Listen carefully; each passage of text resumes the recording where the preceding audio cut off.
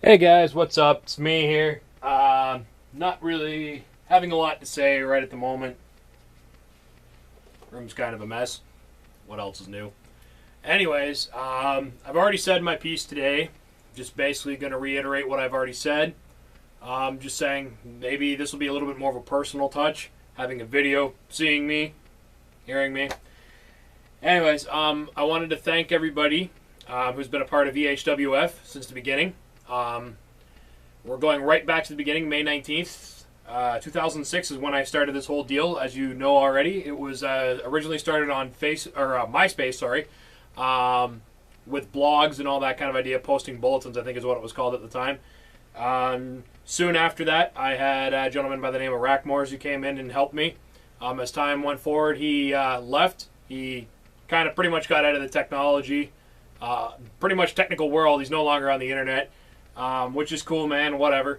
I appreciate everything that he did in the first year. Within that first year, a gentleman who's no longer with the EHWF anymore, Matthew Potts, and a member who's still actually a part, Zach Carr. The both of them were my first two major followers when I went to YouTube, which right after, I was on YouTube within 6 months after MySpace. I was the first reporter to go on YouTube and have had many followers on that site. A lot of people interact with me almost all the time. I've had 5 major channels, totaling something 5 or 6 million views since 2006. So, it's quite an accomplishment. Moving on, I met a gentleman by the name of Clint Bracey, who wound up becoming a very close friend of mine. He knows the independent world more than anybody else I've ever met. I knew the independent wrestling scene that much compared to, the whole aspect. Met him and I learned a lot more. Companies called Jakara, learned about Hustle, learned a little bit more about NJPW that I didn't know, ROH, AAA, CMLL, all that kind of cool stuff that I didn't really know too much of because it wasn't mainstream. I learned a little bit from him, and so it was good. It's good having him. He backed up as a lead member. He was my second in command and still the vice president of EHWF. As time moved forward, I got up a friend to Joey Robertson, who's very good when it comes to multimedia kind of idea. Where it comes to audio and visual, really cool guy, really laid back, really easygoing guy. I thank the two of you as well. Moving forward, I met a few other guys throughout the years who stayed for a couple months or stayed for just under a year, and they left. I don't want to keep naming people because I know I'm going to forget somebody, but you guys that I did name were the biggest members and really helped right off the hop. I also, I am going to forget him, even though I don't want to really name any more names. I can't forget Spencer as well. Kind of a loudmouth. Don't take it as offense, buddy. But he was a loudmouth gentleman for me. As EHWF got really big, it was hard to... I was getting a lot of slander, a lot of violence and all that directed towards EHWF. And people actually tried to hack and shut me down. Spencer stepped up, and at this time, all he was a follower. I didn't even really know the guy that much. He posted up videos on his own channel that I just happened to see because it had EHWF in the tag, and he was defending EHWF, and he was helping me and pointing out the people that were trying to destroy EHWF. And because of that, I made him head of security. He was on top of all that stuff, making sure that we didn't get attacked as much, and make sure we didn't get hacked out or anything like that. So, those guys, all you guys that I mentioned, much love to you guys. It was stated earlier today on Facebook, and it was the best way to say it, and I never really even thought about saying it this way, but it's kind of hard for me not to take credit for EHWF because I know I started it. But as the guy said on Facebook, I created it, I founded it, I started it, I pushed it, but the only reason why it has the longevity of the 7 years now and why it's as big as it is with close to 3,000 followers, almost 400 of them are, every day, every couple hour followers. They're right on the money all the time. Consistent followers, I guess you could say.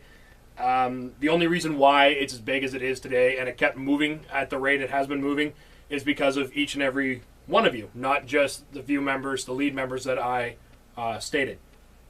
You guys really helped. Everybody really helped pushing us. We started so much stuff that didn't exist. We were years ahead of our time. First group to base off YouTube.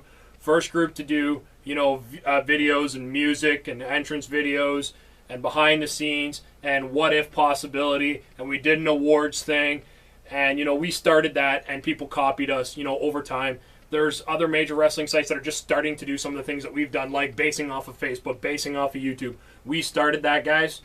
You should be proud of it, because we started something that completely changed the wrestling revolution. The world changed when it came to wrestling because of us. It really did. We are the first and still the only group that is open 24/7. You can come in and talk to any one of us at any given time, and within either a few minutes or a couple hours, depending on how late it is at night, you will get a response. You usually get a response within 24 hours, if not a lot sooner, which on the most case, it's usually within a few minutes, especially if wrestling's on. If wrestling is on, pay-per-view is on, people are on that because they want to communicate, they want to talk to everybody, and it's awesome. It's such an organism that is by itself. I really don't know what to say, Would EHWF still be here if it wasn't for the fans? It would be, because I wouldn't have given it up. But we wouldn't be near as big as we are. We wouldn't have been known the way we are. I mean, there's indie wrestlers who know us. There's professional wrestlers, both in WWE and TNA, who know of us. We either follow us or have heard of us. TNA and WWE have both followed us over the years. So it's pretty cool. We started so much shit. We're all amateurs. Nobody gets paid for what we do. We just started this just because. You know what? We needed wrestling to be up here again. In between 2005 and 2008, wrestling became such a huge joke. Nobody cared anymore, and it was a slander, and fans weren't there. They were so sporadic. There was no group of fans, and we started a fan base group. It was my idea.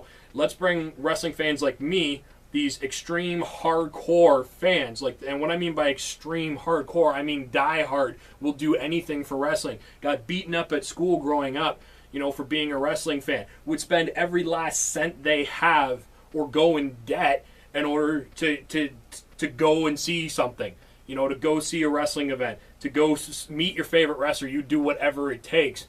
And, these are extreme hardcore. And that's the kind of guys we are. And then that's how I came up with it. Just the elite, the best of the best. And that's when I changed it from extreme to elite, because we are the best of the best when it comes to fans. We are the best fans in wrestling. We're the best fans overall. We'd even give those soccer fans a run for their money. You know what I mean? Over there in Europe, they're crazy. We're like that too. If you don't believe me, go to the Hammerstein Ballroom. That'll tell you a few things.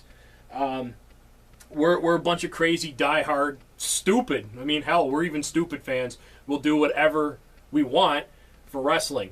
If we don't like you, we'll boo you out of the building. We don't care if you're supposed to or not. We don't care if he's the good guy. If we don't like him, we're not cheering for him. If we hate the guy, if the world hates the guy and we like him, it's the way it is.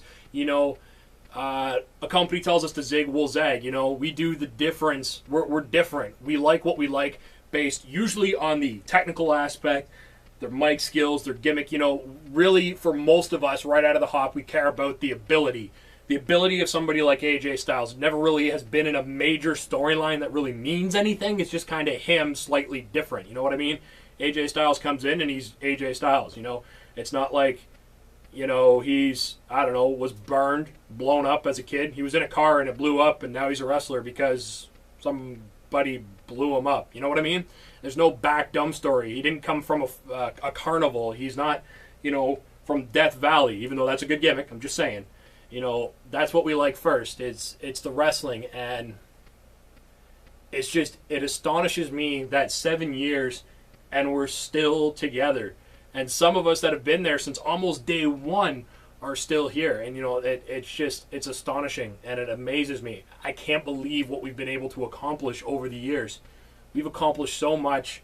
We have 97.8, and I've said that number for so many years because that's what we average, guys. We're 97.8% accurate in every piece of news that we deliver. There's things like what if scenarios that I brought in. What could happen, what possibly happened, what the storyline was going to be, but then it changed, and why it changed, and how it changed. We go more in depth than here's the picture, there's the wrestling event, and that's it. We get into the behind the scenes stuff, and it's really hard. It really is hard. But we do it. We've done what we've done because of myself and everyone else that's out there. We've all done this in order to make wrestling huge, in order to grow our fan base and simply become the best. And we are the best. You know, we're the best. It's plain and simple. There's a reason why, you know, we're as big as we are. And yeah, you know, we're not, you know, the biggest wrestling news site out there. No, we're not, because we don't have the money to make it that way.